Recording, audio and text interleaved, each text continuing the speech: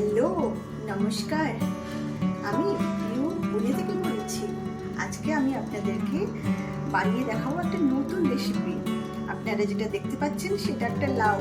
আপনাদের যদি রোজকার লাউ খেয়ে ভালো না লাগে তাহলে আমার এই রেসিপিটা কিন্তু অবশ্যই ট্রাই করতে হবে। আমি একটা 500 গ্রাম ওজনের লাউ নিয়ে নিয়েছি, আর তাতে একটুখানি সরষের তেল ওপর থেকে লাগিয়ে আমি দিয়ে দিয়েছি সেটাকে সেঁকতে। সেটা পুড়ে গেলে তারপর আমি ছালটা ছাড়িয়ে তারপর দেখাবো আমি রেসিপিটা কীভাবে বানাচ্ছি। আর এটা আমি রুটির জন্য বানাচ্ছি স্পেশালি। তো দেখতে থাকুন রেসিপিটা।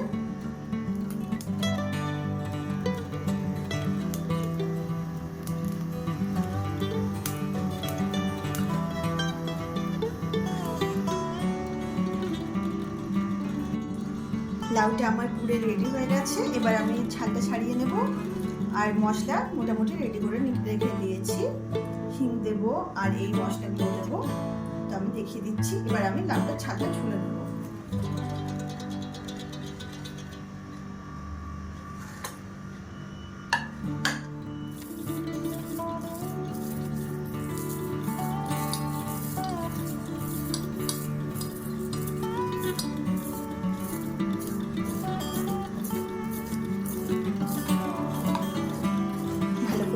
আসবে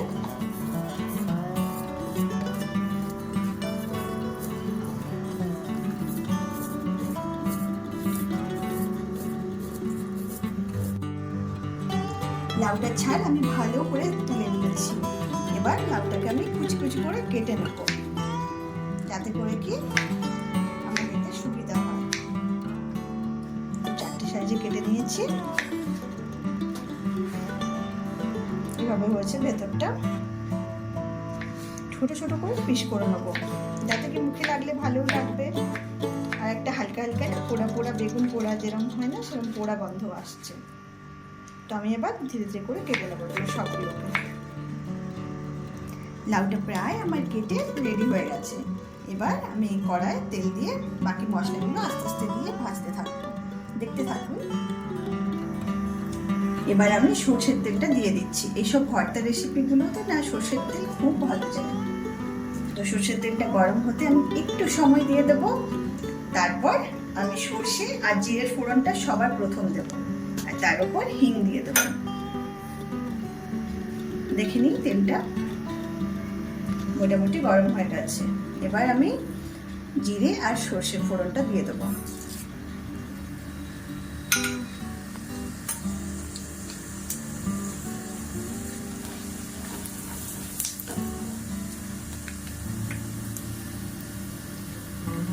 হিং প্রায় আমি 8 চামচ মতো নিয়েছি, তো দিয়ে দেবো।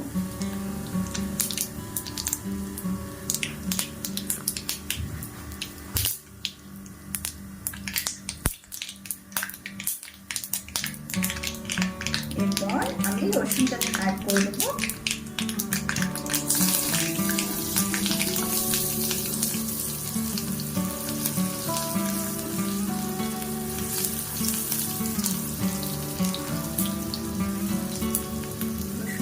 গন্ধ বেরিয়ে আসছে। তারপর আমি পেঁয়াজটা অ্যাড করবো। পেঁয়াজ একটা গোটা বড় সাইজে নিয়েছি।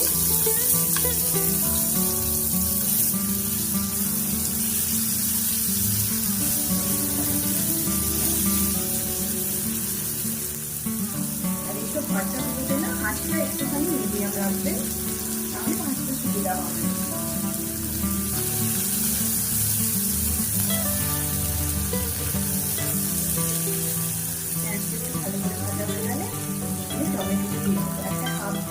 বড় সাইজের টমেটো আধা রেখেছি।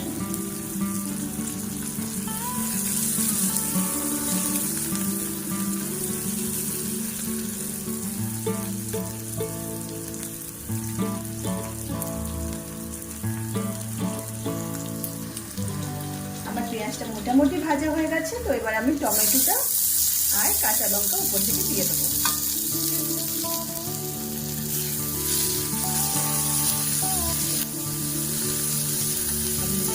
ভেজে নেবো। তারপর আমি হলুদ গুঁড়ো আর নুন আর একটুখানি লঙ্কা গুঁড়ো দিয়ে দেবো।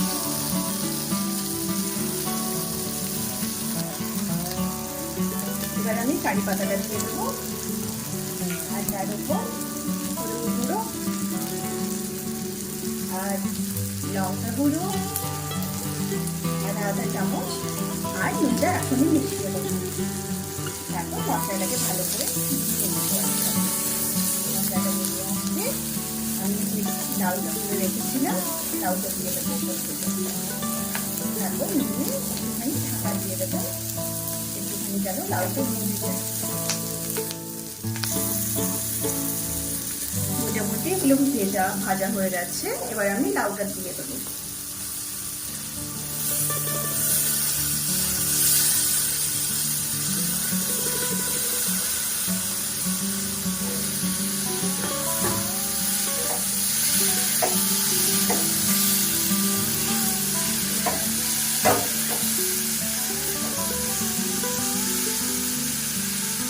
তারপর আমি 5 মিনিট মতো ঢাকনা দিয়ে আস্তে আস্তে করে লাউর ভেতরে মশলাটাকে ঢুকতে দেবো।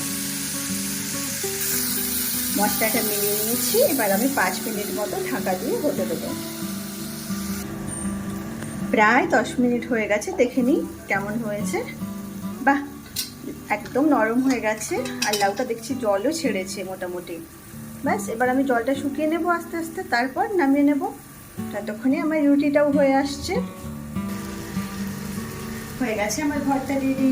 এবার আমি ধনেপাতা দিয়ে নামিয়ে নেব আর গরম গরম রুটির সাথে সার্ভ করে দেবো। আমার লাউয়ের ভর্তা রেসিপিটা রেডি হয়ে গেছে। আমি গরম গরম রুটির সাথে সার্ভ করে নেব। আর আপনারা রেসিপিটা অবশ্যই ট্রাই করবেন। যদি রেসিপিটা ভালো লেগে থাকে তাহলে তো লাইক সাবস্ক্রাইব করতে হবে চ্যানেলটাকে।